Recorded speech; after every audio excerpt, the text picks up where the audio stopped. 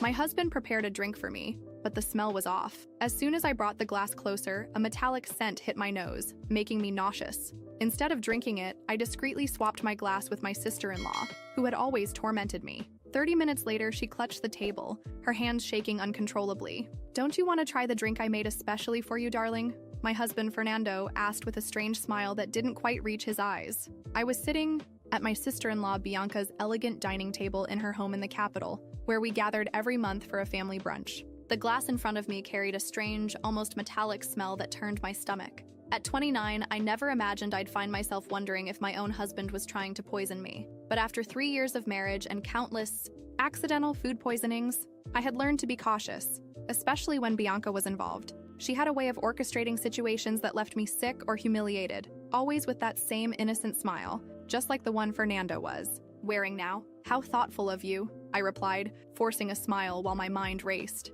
The aroma coming from the glass was unlike any drink I had ever smelled before. It reminded me of the day last month when I ended up in the emergency room after drinking tea at Bianca's house. The doctors couldn't explain my symptoms, and she had insisted she had made the tea exactly the same way she made hers. Bianca watched me closely from across the table, absent-mindedly stirring her own untouched drink. "Fernando has become quite the drink expert lately," she commented with a smirk. "He's been testing different methods just for you." The way she emphasized "for you" sent chills down my spine. Lately, I had noticed Fernando spending more time at Bianca's house, claiming they were planning a surprise for our anniversary. But something felt off. The whispered conversations that stopped when I entered the room, the strange texts I glimpsed on his phone, and now this drink with its peculiar scent. I lifted the glass, pretending to take a sip while studying their expressions. Fernando and Bianca exchanged a quick glance, which only confirmed my suspicions. Making a show of checking my phone, I abruptly stood up. "Oh, look at that. I need to take a quick work call.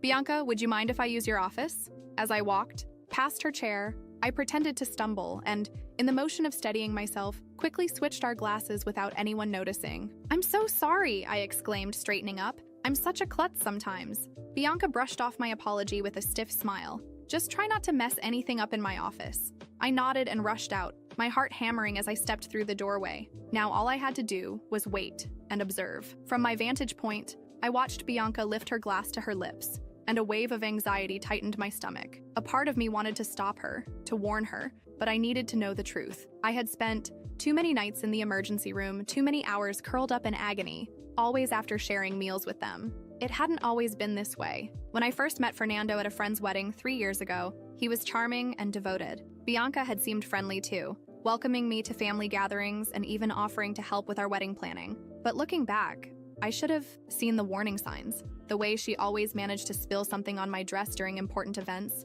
or how my food always had a bit too much seasoning when she helped prepare it. At first, the incident seemed minor, a bit of nausea here, a mild allergic reaction there. Fernando always had a convenient excuse. Maybe it was something you ate earlier, or you're probably coming down with something. But over time, a pattern emerged. The pie. Worst happened 2 months ago when I was hospitalized after having breakfast at their house. The doctors found traces of an unidentified substance in my system, but Fernando convinced everyone that I must have taken some expired medication by mistake. Gripping the doorframe, I watched as Bianca took another sip of her drink. Fernando was casually typing on his phone, unconcerned. My untouched glass still sat on the table, the metallic scent lingering in the air, making my skin crawl. Then I noticed the slight tremor in Bianca's hand. She set her glass down, her complexion suddenly turning pale. "Fernando," her voice wavered. "Something's wrong." Fernando looked up, his expression shifting from confusion to sheer panic as he realized she had taken the wrong drink. He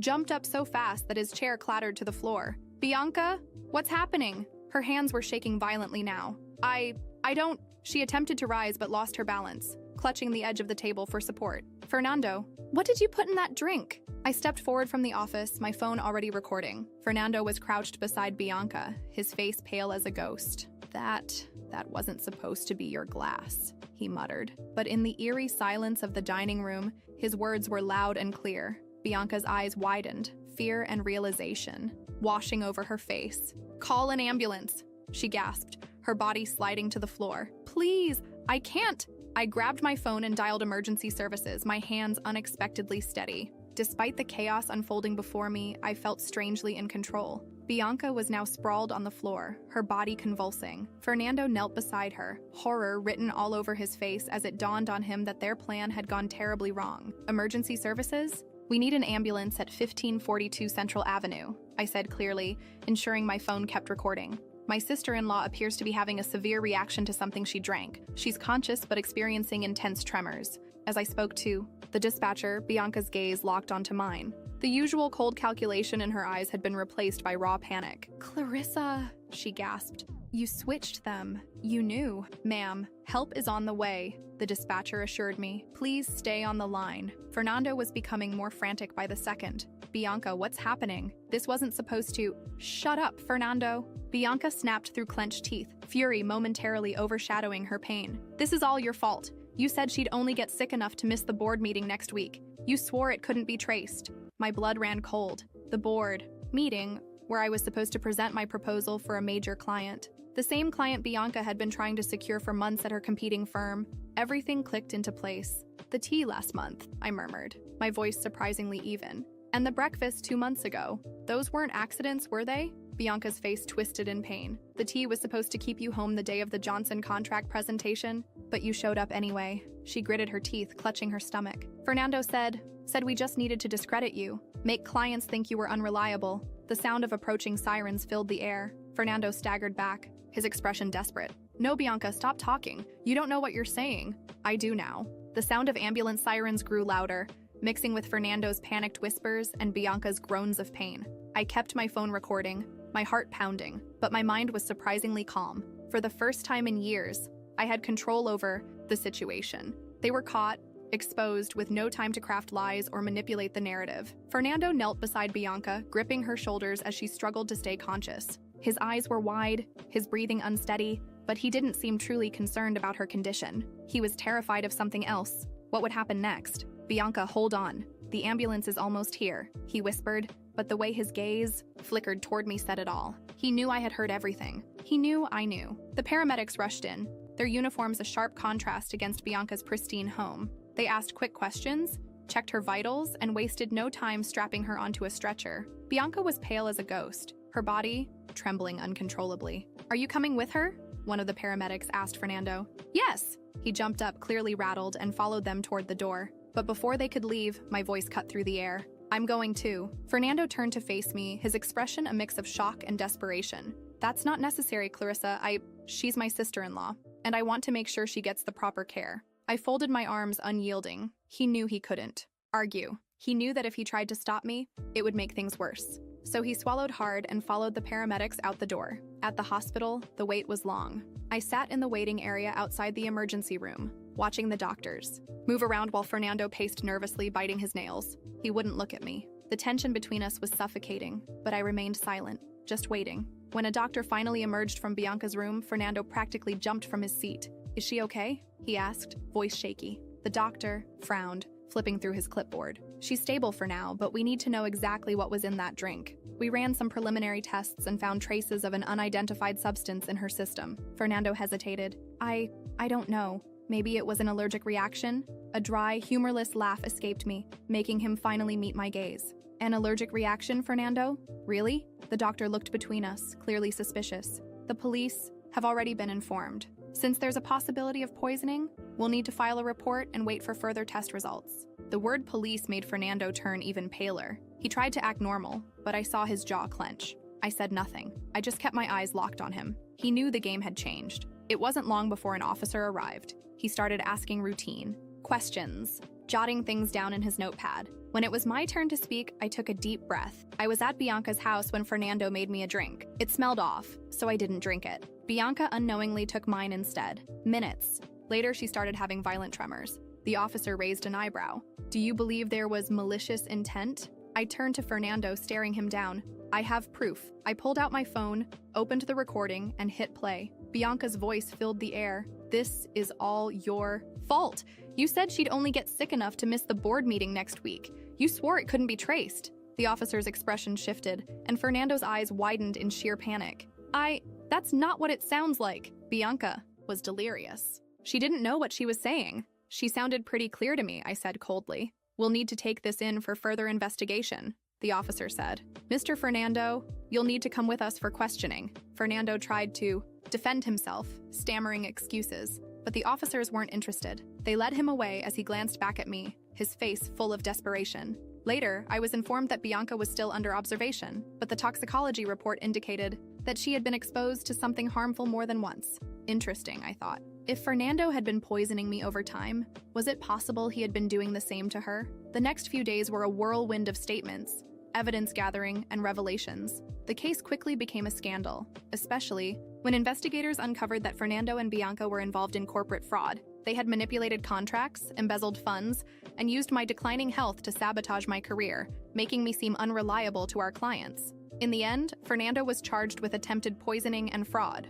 Bianca, who recovered slowly, was forced to cooperate with authorities to reduce her own sentence. And me, after years of humiliation, betrayal, and being used as a pawn in their twisted game, I was finally free. I made sure to be in court on the day of Fernando's sentencing. When the judge handed down the guilty verdict, Fernando's eyes met mine, and for the first time, I saw something beyond his arrogance and control. I saw fear. I saw defeat. I walked out of that courthouse without looking back. He had tried to destroy me, but in the end, he was the one who fell. And me? I started over, stronger, smarter, and with no one left to make me doubt myself ever again. Fernando's arrest was just the beginning. When the police took him away, Bianca was still in the hospital, sedated and surrounded by doctors trying to stabilize her. I could have let it all go at that moment, moved on, and let the system take care of the rest. But that wasn't enough. Spent days waiting for the right moment, keeping up with the news about Bianca and listening to the rumors within the hospital.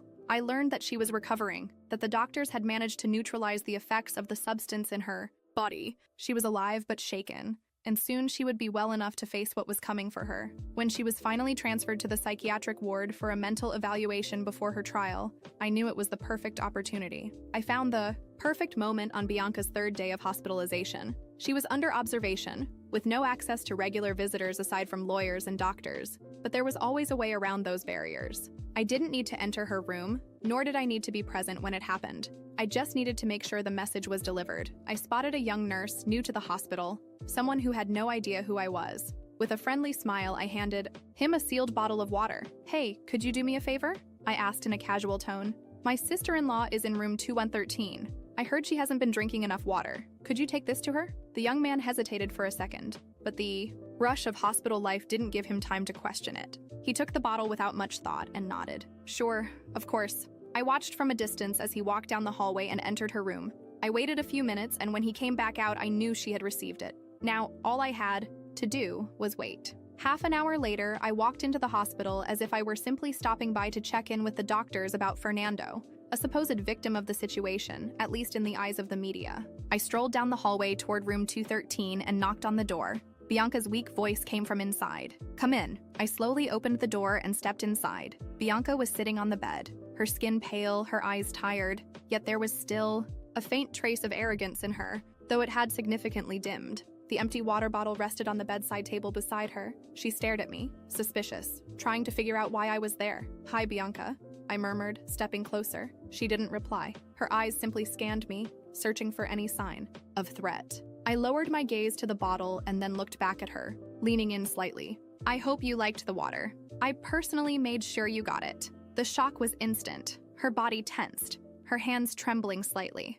What? She looked at the bottle, then at me, then back at the bottle again. "Oh, Bianca," I sighed, lowering my voice. "I left a little gift inside for you." Panic took over her immediately. She lurched forward, shoving her fingers down her throat, trying to force herself to vomit. Her eyes were wide with sheer horror. No, she gasped, her chest rising and falling rapidly. The scene was pathetic. The desperation, the uncertainty, the absolute terror. Everything I had felt every time I left a dinner with them. Every time I fell sick without knowing why. Every time I wondered if I would wake up the next day. This can't be happening," she muttered, pressing her hands against her stomach as if expecting something to start eating her from the inside out.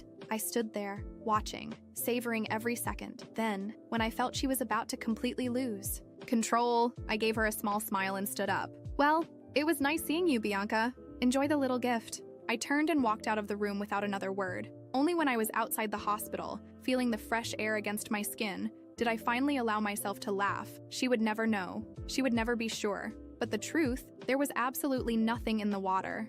Time passed, but the terror in Bianca's eyes that day remained etched in my mind like a priceless memory. After leaving the hospital, I never looked back. I didn't need to. I knew she was drowning in her own fear, feeling every second of uncertainty eating away at her sanity. The days that followed were chaos for her. Bianca refused to eat anything offered to her, convinced that someone was still trying to poison her. The doctors tried to reassure her, but she lost control, demanding toxicology tests, begging to be transferred, screaming that she wasn't safe. The hospital staff whispered about the paranoid woman who trembled at the sight of a simple glass of water. She unraveled. I heard that one night she was found in the bathroom trying to make herself vomit, even though she hadn't eaten anything in hours. She was declared mentally unstable and placed under psychiatric surveillance. I didn't have to do anything but watch from a distance. The terror I planted inside her grew on its own. Fernando met his own fate. He was convicted and thrown into a cell where, for the first time in his life, he was nobody. No money to pay elite lawyers, no connections to bail him out. He had to face reality like any other criminal. Prison broke him. Once arrogant, he was now just another inmate trying to survive. It didn't take long before rumors spread about how he even avoided drinking the water, afraid that someone might make him pay in the same way he had once plotted against me. I moved on. I sold the house I had shared with Fernando, got rid of everything that reminded me of that chapter of my life, and started fresh somewhere else. Over time, I stopped thinking about them, but fate had other plans. Bianca didn't disappear from my life entirely. Months later, by chance, I overheard a conversation about a once powerful businesswoman who had been permanently institutionalized. A former socialite, now nothing more than a broken woman, locked in a high-security psychiatric hospital because no one could handle her paranoia anymore. That's when I found out that Bianca never recovered. I learned that after her forced commitment, she refused to drink anything unless it was brought to her by a family member. But ironically, there was no one left. Her family abandoned her, her friends disappeared, and she was completely alone. When she was transferred to a private facility, she became a nightmare for the staff, obsessively convinced that someone was still out to get her. One night, a frustrated nurse, tired of her constant screaming, set a glass of water in front of her and said, "You think you're poisoned? Then don't drink it. But if you don't, you'll die of thirst. Your choice." They say Bianca sat frozen for hours, staring at the glass, crying endlessly. In the end, she drank it, and she survived. But that didn't bring her peace. If anything, it made her paranoia worse. She became convinced that they were just waiting for the right moment. I never had to lay a finger on her. I never had to do anything beyond letting her own mind do the work for me. Bianca lived through the same hell I once did. But unlike me, she never escaped it. And me? I moved forward. I didn't become bitter or vengeful. I simply understood that sometimes the worst punishment doesn't come from direct actions, but from fear. And ironically, Bianca herself had taught me that. She had tried to destroy me with poison, but in the end, all it took to destroy her was a simple glass of water.